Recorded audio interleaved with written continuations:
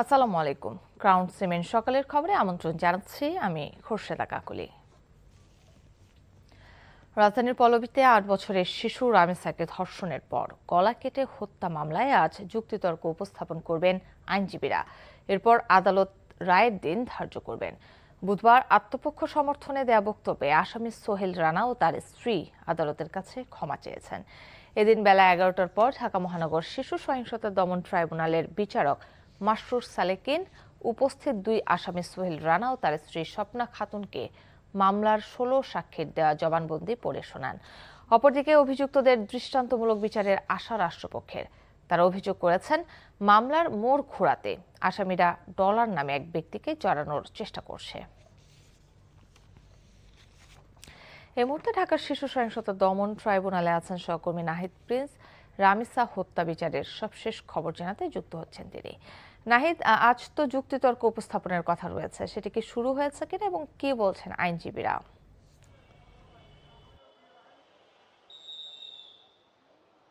এখনো শুরু হয়নি। ১১টায় যুক্তিতর্ক উপস্থাপন শুরু হবে। ইতিমধ্যে আসামিদের আদালতে আনা হয়েছে, তাদের কাস্টডিতে রাখা হয়েছে।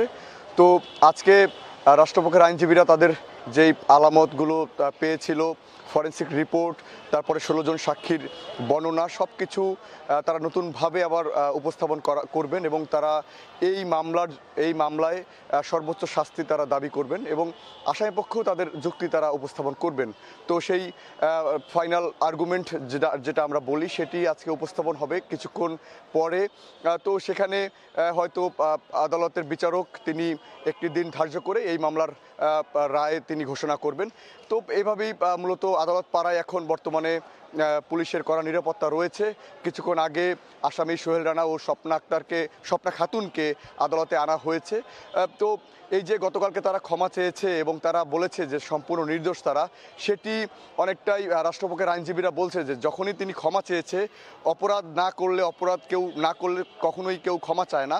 যেহেতু সে অপরাধী, সেহেতু তিনি ক্ষমা চেয়েছে আদালতের কাছে। তো আদালত সেটি রেকর্ড রেখেছে। আজকে তাই সেই রেকর্ড নতুনভাবে তাদেরকে শোনানো হবে। নতুনভাবে কোনো সাক্ষী উপস্থাপন কিন্তু আজকে করা হবে না।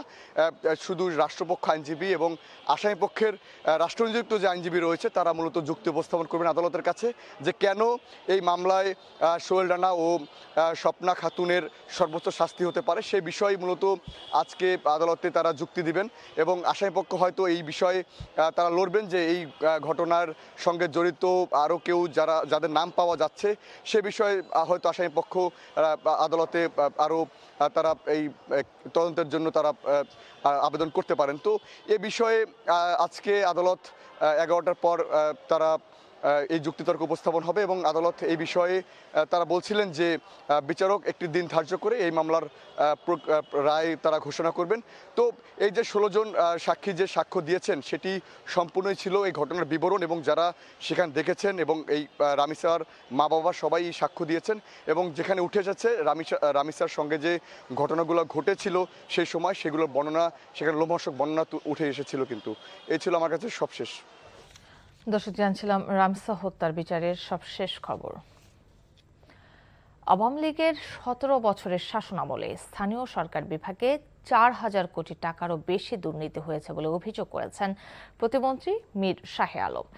এনটিভিকে দেয়া একান্ত সাক্ষাৎকারে তিনি জানান, শুধু একটি জেলার উন্নয়নের নামে ১,০০০ কোটি টাকা লুটের তদন্ত চলছে।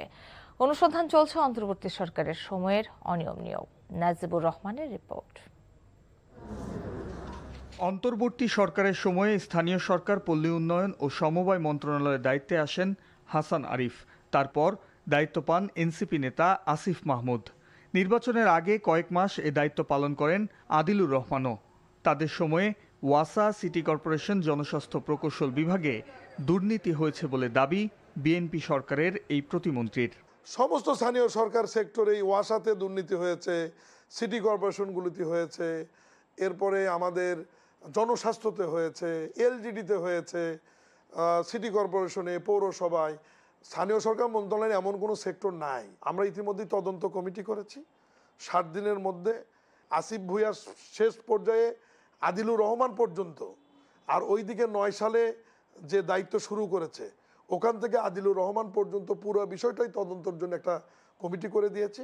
এই তদন্ত রিপোর্ট আসলেই এই যে তদন্ত রিপোর্টটি মাননীয় মন্ত্রী এবং আমি প্রেস কনফারেন্স করে সবার সামনে আমরা উন্মুক্ত করে দেব। এনটিভিকে দেয়া একান্ত সাক্ষাৎকারে উঠে এসেছে ফ্যাসিবাদী সরকারের সময়ে অব্যবস্থাপনা আর অর্থ লুটপাটের প্রসঙ্গ।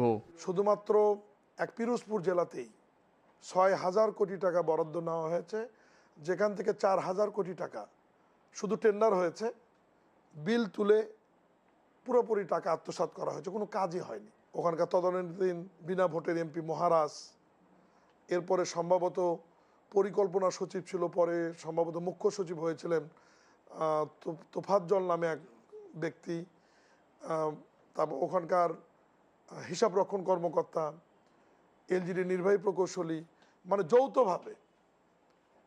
এটা শুধুমাত্র দুর্নীতি বলা চলবে না, এটা একটা ডাকাতি বলা যাবে।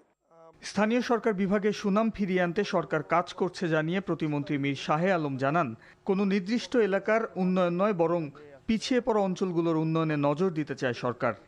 Najibur Rahman, NTV news, Dhaka.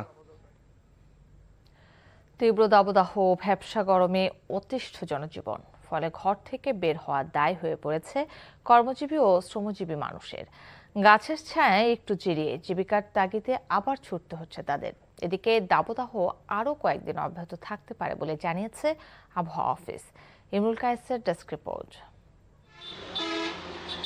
গরমে হাঁসফাঁস অবস্থা, থেমে থেমে গন্তব্যে ছুটছে সাধারণ মানুষ। গাছের ছায়ায় বসে একটু প্রশান্তি খোঁজার চেষ্টাও ব্যর্থ। গত কয়েকদিনের তীব্র দাবদাহ আর ভ্যাপসা গরমে এমনই চিত্র দেশের বিভিন্ন স্থানের। তীব্র গরমে বিপর্যস্ত রাজশাহীর জনজীবন। বুধবার জেলায় সর্বোচ্চ তাপমাত্রা রেকর্ড করা হয় 37.9 ডিগ্রি সেলসিয়াস। গরমের সাথে পাল্লা দিয়ে বাড়ছে লোডশেডিংও, ফলে ঘরে বাইরে কোথাও গরম থেকে মুক্তি মিলছে না। ভ্যাপসা গরম, এই গরমে আসলে যান অতিষ্ঠ হয়ে যাচ্ছে। বিশেষ করে বৃদ্ধ এবং ছোট বাচ্চাদের আরও বেশি সমস্যা হচ্ছে। আপনার এত রোদের তাপমাত্রা এবার, মানে মানুষজন পশু পাখি কিছু দাঁড়াতে পারছে না, এত গরম। তীব্র গরমে থমকে গেছে নাটোরের জনজীবন। স্থানীয়রা জানায়, তাপপ্রবাহের কারণে বাতাসও গরম অনুভূত হচ্ছে। তাই একটু শান্তি খুঁজতে গাছের ছায়া আশ্রয় নিচ্ছেন সাধারণ মানুষ। চারিদিকে অনেক মানে দাবদাহের মতো হয়ে গেছে, যে নাটোরে এত গরমের আগে কখনো মনে হয় না হয়েছে। অনেক গরম পড়ছে, তাই বন্ধু বান্ধব মিলে স্টেডিয়ামে বাতাস পেটাইছি। তীব্র গরম ও ভ্যাপসা আবহাওয়ায় নাকাল যশোরের জনজীবন। চরম দুর্ভোগে পড়েছেন খেটে খাওয়া মানুষ, পথচারী, কৃষক ও শ্রমজীবীরা। বুধবার জেলায় 37.5 ডিগ্রি সেলসিয়াস রেকর্ড করা হয়েছে। তাপপ্রবাহের কারণে জরুরি প্রয়োজন ছাড়া মানুষ ঘর থেকে বের হচ্ছে না। এই গরমে আসলে কর্মজীবী মানুষরা অসুস্থ হয়ে যাচ্ছে, জীবন একদম বিপর্যস্ত হয়ে যাচ্ছে। খুবই কষ্টের ভিতর আছে, প্রচন্ড গরম এবছরে। গরমে হসপিটালে রোগীর চাপ বেশি, আমরা ডিউটি করতেছি, আমরা নিজেরাও ক্লান্ত হয়ে যাচ্ছি। এদিকে 38.4 ডিগ্রি সেলসিয়াস তাপমাত্রা বিরাজ করছে দিনাজপুরে। ভোগান্তিতে পড়েছে সাধারণ মানুষ। দেশজুড়ে এই তাপপ্রবাহ আরও কয়েকদিন চলতে পারে বলে জানিয়েছে আবহাওয়া অধিদপ্তর। Imrul Kayes, NTV news desk. সড়ক ও রেলপথে দুরবস্থায় এবং চলমান হামের প্রাদুর্ভাবের কারণে ঈদের লম্বা ছুটিতেও এবার আশানুরূপ সাড়া পায়নি সিলেটের পর্যটন কেন্দ্রগুলো। তবে ভোগান্তি সহ্য করে পাহাড়, পাথর আর সবুজের ভিড়ে অনেকে গিয়েছেন অপার মুগ্ধতা অনুভব করতে।